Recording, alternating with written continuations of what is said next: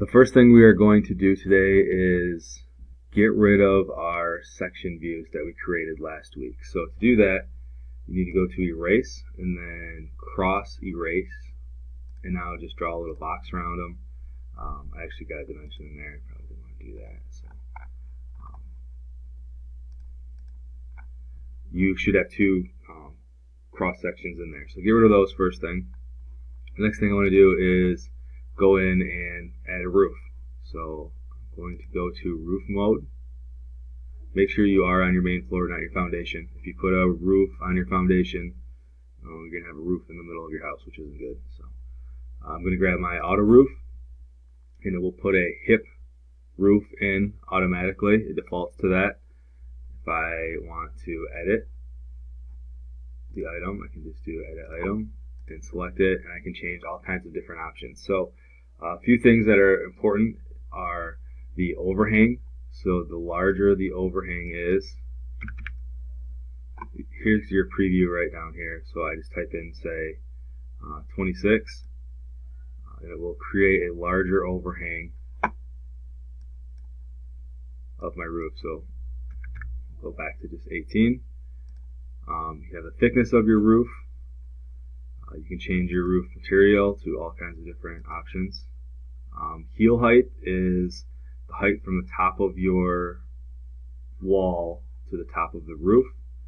The roof pitch, this is probably the number one thing that you will change.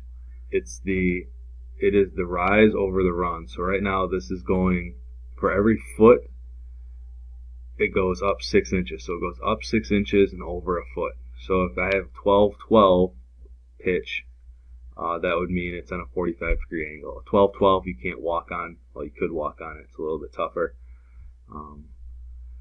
Other things, your fascia depth.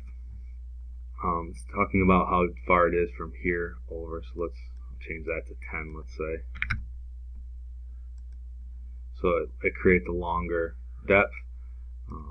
So we will just go keep that at 5.5. And that's probably all you will have to do at this point. You can add a ridge cap. That's the shingles that run along the ridge. It helps vent your attic. We're not going to worry about that right now. So we'll just click OK. We have our roof in. The next thing we want to do is go back into Draw, and I'm going to go to Framing. And I can do all kinds of different things. I can do rafters, trusses, gable end truss, girder truss. We are just going to do an auto stick frame. So select in there. So that's showing all of your 2x8s or whatever you are using, how it's actually going to be framed up. So from here, I am going to save and go back to drawing mode. Now I'm going to clean that up real quick again. Now I'm going to open up my foundation plan, and I want to create two section lines, one that's horizontal that runs through the stairs and points to the rear of the house, and a vertical section line through one of my posts that points to the right of my house. So right now I'm in my roof plan. You probably aren't. So let's go to Model. I'm going to draw a section line. Try to center it up. I'm going to run through my stairs to the back of my house, and a vertical through one of my posts to the right of my house. So I'll try to line it up as best I can. I'm going to point over to the right of my house. So my views should show up here. Click OK. And you should have this. And now I will click B. And here is my cross section B. So from here I am going to save all. Alright, and now I'm going to go back into my foundation plan. And now I want to take a look at my house from the front view. So I'm just going to select my front view over here, and it'll generate the elevation from the front. So what we're going to do is put some corner board on and put some shutters on. So all I have to do in this mode is go to Edit, Edit Item, and I'm going to select my front of my house, and I want to put on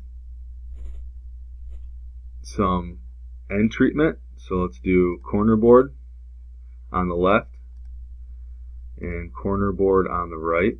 So I just added basically boards on the corner.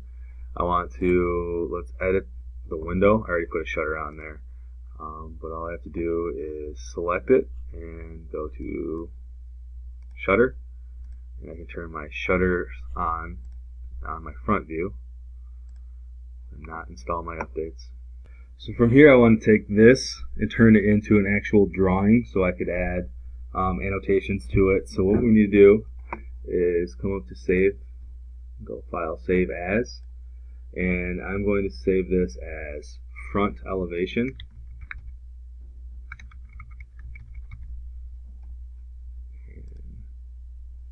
So now in my drawings it will turn this into front elevation. So if I double click it, now I have something that I can write on. I also want to go in and do the same thing to my cross section. So I'll come up and hit save as again and call it cross section. We'll do section A. How about that? And I already saved it, so I'm going to select yes. So now over here in my cross sections, now my drawing is down here, so I can select that, and now I have a cross section drawing as well. From here I'm going to go back into my front elevation with no T, I see, and I'm going to paint this to match up with the two snips, or the two things that I printed off. I put the snips on Moodle as well as printed them off hopefully. So they need to match up with the brick and put all the annotation on it. So I'll briefly go over how to do that. A lot of it's just going to be a refresher. In my draw mode, I will go to spline, and I'm going to draw two lines in. Pay attention to this angle up here, just so that you can get them relatively close. So I'm going to go to about 260. Click, and then just hit enter. Sorry, hit escape. And let's go back into your line again. And I'm going to start over here. Try to line it up. Follow that 260 degree angle again. So select and then escape. So now I want to add the brick to my house. So I'm going to come to the paint, and I'm going to do, it looks like it's a Flemish bond. So I can paint my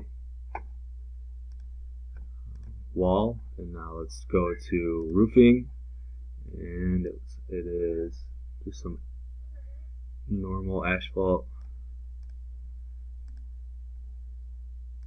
shingles. Add those in right there and right there. Next I'll go into dimension, and I can add the dimensions just like they are on the draft, and then it's just adding in my text.